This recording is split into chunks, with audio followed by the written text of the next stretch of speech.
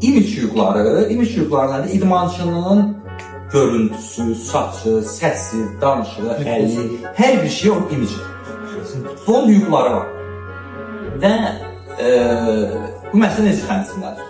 Sən klubla müqavilə bağlayırsan və müqavilədə qeyd edirsən ki, mənim image hüquqlarım özümə məxsusdur.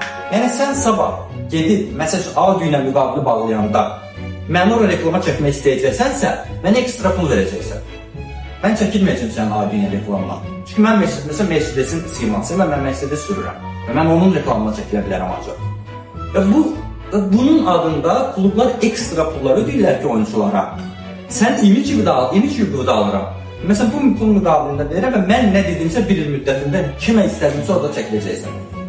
Nə desəm onu eləyəcəksən. Avropada bunu belə tənzim edirlər. Və dünyada da. Məsələn, kontraktlarda futbolçular real dəyərlər aşağı göstərilir və onların icraat olaraq satılır. Məsələn, Ronaldo öz image hüquqların özünə məxsus olan bir şirkəti var, oraya ötürülür və hamısı oradadır. Neymar da eynidir, Messi də eynidir, hamısındadır.